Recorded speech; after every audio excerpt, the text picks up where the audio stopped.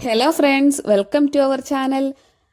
വാഗമൺ മൊട്ടക്കുന്നൊക്കെ കണ്ടതിന് ശേഷം ഞങ്ങൾ തിരിച്ച് കട്ടപ്പനയ്ക്ക് പോരുവാണേ. അപ്പോൾ നമ്മൾ വന്ന വഴിക്കല്ല കട്ടപ്പനയ്ക്ക് പോരുന്നത്. നമ്മൾ കൊച്ചു കരിന്തരുവി ചീന്തലാറ് വഴി ഉപ്പുതറ കൂടിയാണ് കട്ടപ്പന വരുന്നത്. അതിനൊരു കാരണം കൂടിയുണ്ട്. നമ്മൾ പോകുന്ന വഴിയിൽ ചീന്തലാറ് നമുക്കൊരു ചർച്ച് കാണാനുണ്ട്. നിങ്ങൾക്കിപ്പോൾ മനസ്സിലായി കാണുമായിരിക്കും ഏത് ചർച്ചാന്ന്. അതെ, ലൂസിഫർ ചർച്ച് നമ്മൾ പോകുന്ന വഴിയാണ്. അപ്പോൾ അത് കാണാനായിട്ടാണ് നമ്മൾ ഈ വഴി യാത്ര തിരിച്ചു വിട്ടത്. ഇപ്പം ഞങ്ങൾ വാഗമൺ കഴിഞ്ഞ് പോന്നുകൊണ്ടിരിക്കുവാണ്. ഒത്തിരി ദൂരമൊന്നും ആയില്ല കേട്ടോ.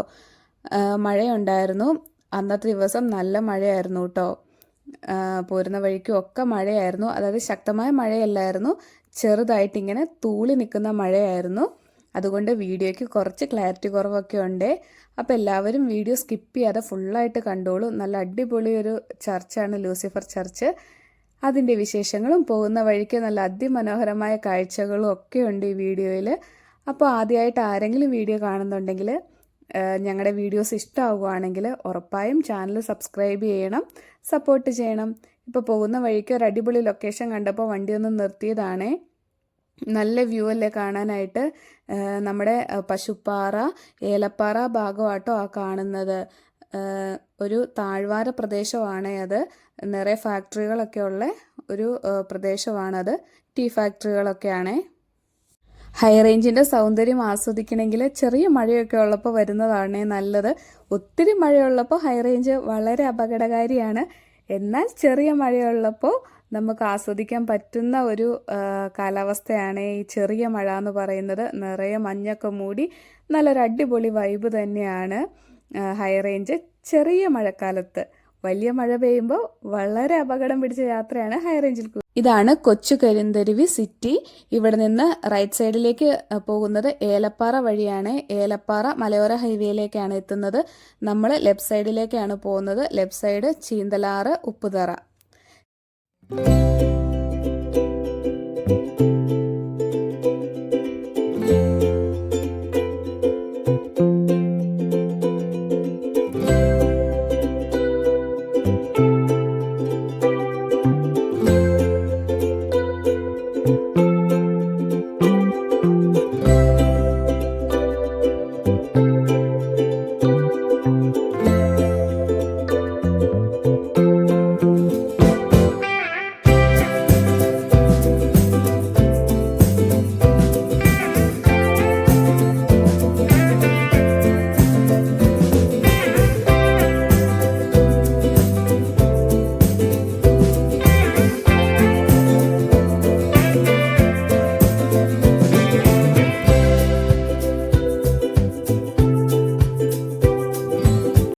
ഇതാണ് ചീന്തലാർ എന്ന് പറയുന്ന സ്ഥലം. ഒരു കൊച്ചു ഗ്രാമമാണ്.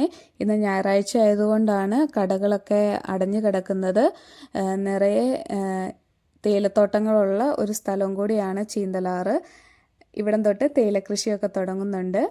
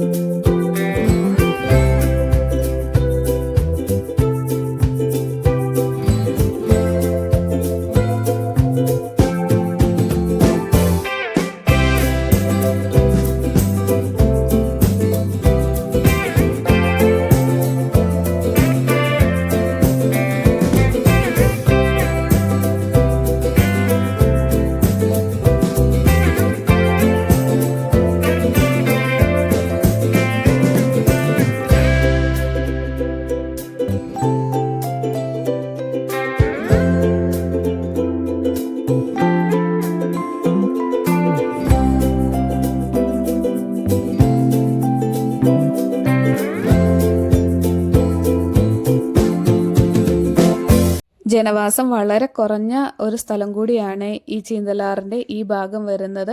നിറയെ തേയിലത്തോട്ടങ്ങളാണ് ഇവിടെ. നിങ്ങൾക്ക് കണ്ടാൽ തന്നെ മനസ്സിലാവും, ഒത്തിരി വീടുകളോ ഒന്നുമില്ല.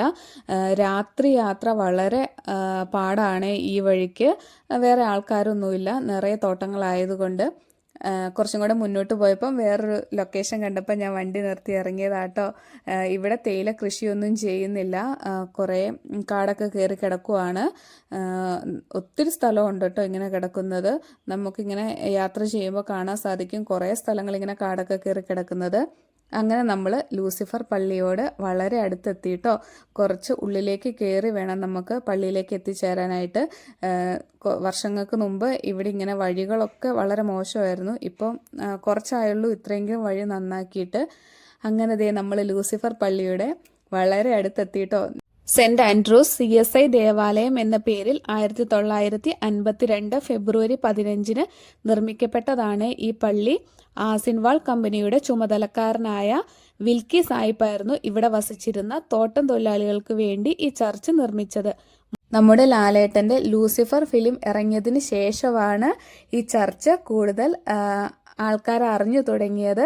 ഈ ചർച്ചും അതിനടുത്ത് ചേർന്ന് നിൽക്കുന്ന ആ ഉണങ്ങിയ മരവും വളരെ ഫേമസ് ആണിപ്പം. അത് ഇടിവെട്ടി കരിഞ്ഞു പോയ ഒരു മരമാണ് അത്. മൂന്നാർ, ചീന്തലാർ, പീരുമേട് എന്നീ 3 ഇടങ്ങളിൽ വ്യത്യസ്ത ക്രൈസ്തവ കാറ്റഗറിയിലുള്ളവർക്കായി നിർമ്മിച്ച 3 പള്ളികളിൽ ഒന്നാണ് ഇതെന്നും ചരിത്രം പറയുന്നു. ആദ്യകാലത്ത് CSI, മാർത്തോമ, യാക്കോബായ കാറ്റഗറിയിലുള്ളവർ ഒരുമിച്ച് ആരാധന നടത്തിയിരുന്ന ദേവാലയത്തിൽ ഓരോ ഞായറാഴ്ചയും ഓരോ കാറ്റഗറിയിലുള്ളവർക്ക് ആരാധന നടത്തുവാനായിരുന്നു അനുമതി ഉണ്ടായിരുന്നത്.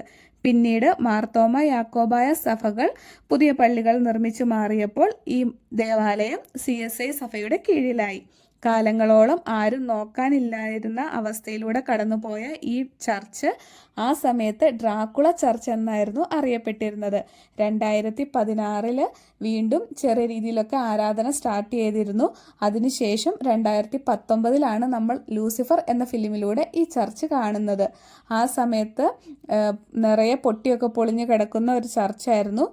പിന്നീട് ആന്റണി പെരുമ്പാവൂരാണ് ക്യാഷ് മുടക്കി ഈ രീതിയിൽ ആക്കിയത് കേട്ടോ ഈ ചർച്ച്. ഞങ്ങൾ ഒത്തിരി നേരം അവിടെ നിന്നില്ല, പെട്ടെന്ന് തന്നെ പോന്നു കേട്ടോ. അത്ര പോസിറ്റീവ് വൈബുള്ള ഒരു ഏരിയ ഒന്നും അല്ല അത്. അതുകൊണ്ട് ഉള്ളിലേക്കൊന്നും കയറാൻ നിന്നില്ല. പുറമെ നിന്ന് ഒരു വീഡിയോ ഒക്കെ എടുത്തിട്ട് ഞങ്ങൾ പെട്ടെന്ന് തന്നെ തിരിച്ചു പോന്നു. ഞങ്ങളവിടെ ചെന്ന സമയത്ത് അവിടെ 2-3 പേര് ഫോട്ടോയും വീഡിയോ ഒക്കെ എടുക്കുന്നുണ്ടായിരുന്നു കേട്ടോ. എന്നാൽ ഞങ്ങൾ ഉള്ളിലേക്കൊന്നും കയറിയില്ല. അങ്ങനെ ഞങ്ങൾ ഉപ്പുതറയിലെത്തി. ഇവിടെ മഴയൊന്നും പെയ്തില്ല കേട്ടോ. വാഗമൺ, ചീന്തലാർ ഏരിയയിലൊക്കെ നല്ല മഴയായിരുന്നു. ഇങ്ങോട്ടാണെങ്കിൽ റോഡ് പോലും നനഞ്ഞിട്ടില്ല. നല്ല കാലാവസ്ഥയായിരുന്നു കേട്ടോ. ഞങ്ങൾ തിരിച്ച് കട്ടപ്പന എത്തിയതിന് ശേഷമാണ് മഴ പെയ്തത്. കട്ടപ്പനയിലൊക്കെ മഴ പെയ്തത്. ഇത് പെരിയാറാണ്, മുല്ലപ്പെരിയാറിൽ നിന്ന് വരുന്ന വെള്ളമാട്ടോ ഇത്. ഞാൻ നേരത്തെ വീഡിയോയിലൊക്കെ ഇത് കാണിച്ചിട്ടുണ്ട്. അപ്പോൾ ഇന്നത്തെ വീഡിയോ അവസാനിപ്പിക്കാൻ സമയമായി. ഈ വീഡിയോ ഇഷ്ടപ്പെട്ടു എന്ന് വിചാരിക്കുന്നു. അപ്പോൾ പുതിയൊരു യാത്രാവിശേഷവുമായി എത്രയും പെട്ടെന്ന് നിങ്ങളുടെ അടുത്തേക്ക് വരുന്നതായിരിക്കും. അപ്പോൾ വീഡിയോ കണ്ടിഷ്ടമായാൽ ലൈക്ക് ചെയ്യണം, കമൻറ്റ് ചെയ്യണം, അഭിപ്രായങ്ങളൊക്കെ കമൻറ്റിലൂടെ അറിയിക്കണം. പുതിയൊരു വീഡിയോയുമായി വീണ്ടും കാണാം. Okay, by.